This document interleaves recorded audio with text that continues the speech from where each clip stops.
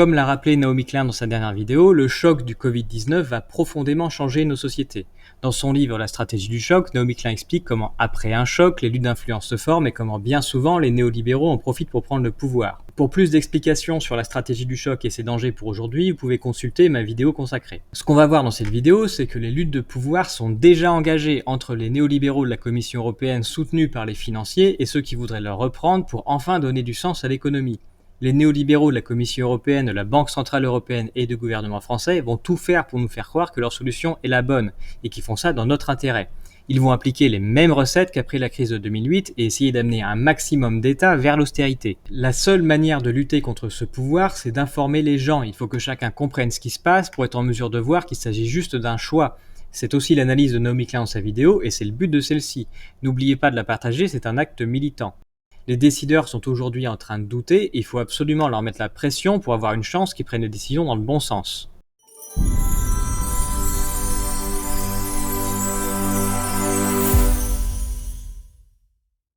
La seule chose qu'il faut avoir en tête pour bien comprendre le pouvoir des financiers, c'est d'où vient l'argent. Vous entendez chaque jour des discours qui vous disent la dette c'est mal, l'argent tombe pas du ciel, et il n'y a rien de plus faux. Prenons un exemple avec un particulier qui va voir sa banque pour monter son entreprise. Il lui faut 1 million d'euros.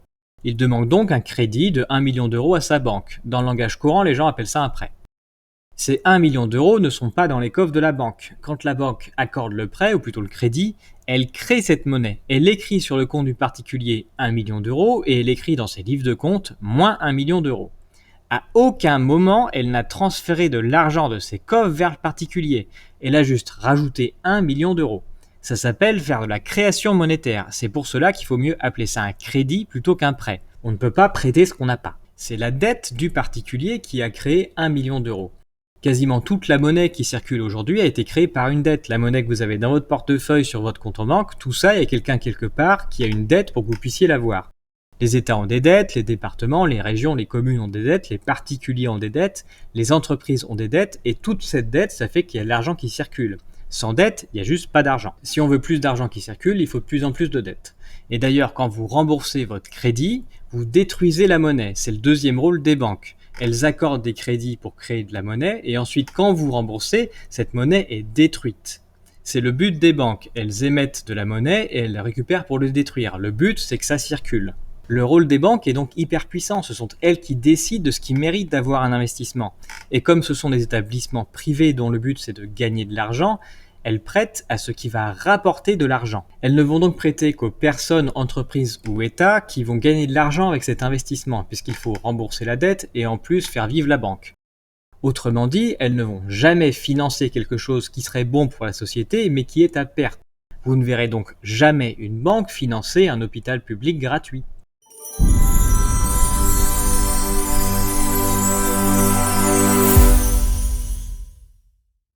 Maintenant, on va voir ce qui se passe simplement pour les États en Europe. Nous avons la Banque centrale européenne et elle a le pouvoir de créer de la monnaie, autant qu'elle le souhaite. D'ailleurs, elle ne s'en prive pas, elle en a créé énormément depuis 2015, mais jamais pour les États. En effet, depuis les accords de Maastricht, la Banque centrale européenne n'a absolument pas le droit de prêter directement aux États.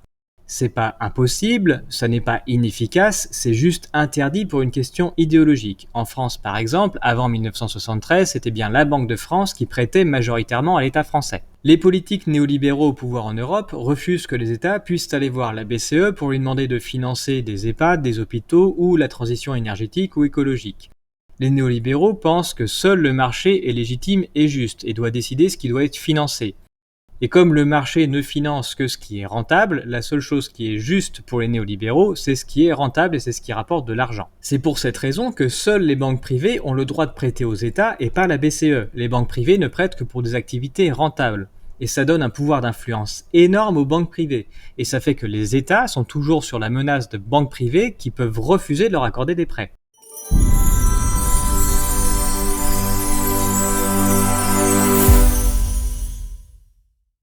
La partie de la banque qui a le pouvoir d'accorder des prêts ou des crédits, ça s'appelle la banque de dépôt. Mais les banques ont aussi une autre fonction, elles investissent sur les marchés financiers, elles jouent en bourse. Ça s'appelle la banque d'investissement. Et depuis 1999, les banques de dépôt et les banques d'investissement ont fusionné. Depuis cette date, les banques ont à la fois le pouvoir de créer de la monnaie, mais aussi de faire joujou sur les marchés financiers.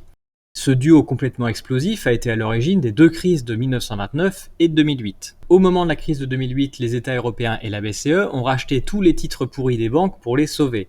Pour ce faire, les États européens ont fait énormément de dettes. En 2010, les banques ont menacé les États de ne plus leur accorder de crédit sauf s'ils se mettaient à faire de l'austérité. Derrière, les politiques européens, plutôt que de changer la loi pour permettre à la BCE de prêter directement aux États, ont choisi d'aller dans cette voie et de faire de l'austérité à tous les États européens. L'austérité, ça consiste à diminuer les recettes et les dépenses de l'État. Vous avez certainement remarqué qu'en France, côté recettes, on a surtout diminué ce qui concernait les grandes fortunes et les financiers. On a supprimé la partie financière de l'ISF et pour diminuer les impôts sur les dividendes, on a créé la flat tax. Du côté des dépenses, tous les pays européens se sont mis à privatiser leurs services publics et ce sont les banques d'investissement qui en ont profité pour les racheter pour se faire payer avec. Sauf que cette moindre participation de l'État fait que depuis 2015, l'économie réelle n'arrive plus à payer les dettes de tout le monde. Et plutôt que de laisser les marchés financiers se casser la figure ou de repenser complètement le système, la BCE a décidé depuis 2015 d'injecter et de donner directement 2700 milliards d'euros aux marchés financiers pour les soutenir. Pour résumer, les banques de dépôt menacent les États de ne plus leur prêter d'argent, les États appliquent alors l'austérité, ça permet aux financiers de ne plus payer d'impôts et de prendre le contrôle des biens publics. Et quand il n'y a plus assez d'argent qui circule et que tout va s'effondrer, la BCE arrive pour donner énormément d'argent aux financiers pour que tout ça continue.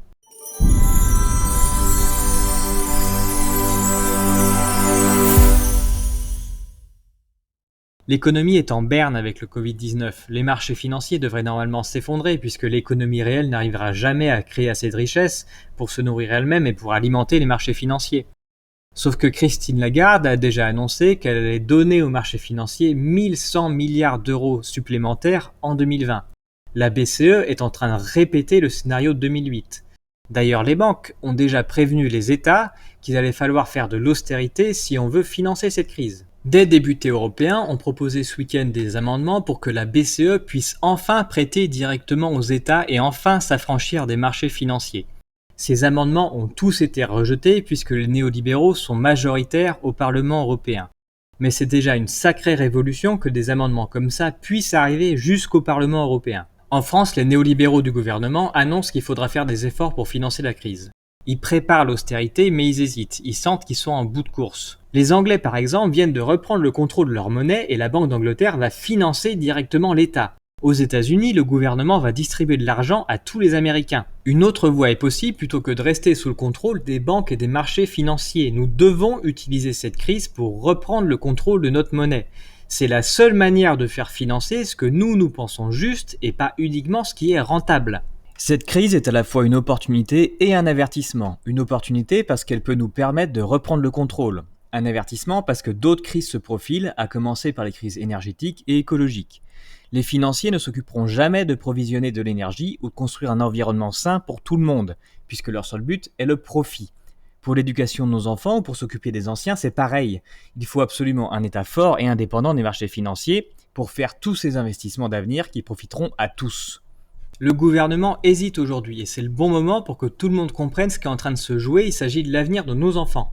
Nous ne devons pas limiter cet avenir au seul bénéfice de la finance, nous devons définir nous-mêmes ce qui est juste et le mettre en œuvre. Ça se joue maintenant, il y a bien une guerre et c'est une guerre des idées et c'est contre les néolibéraux.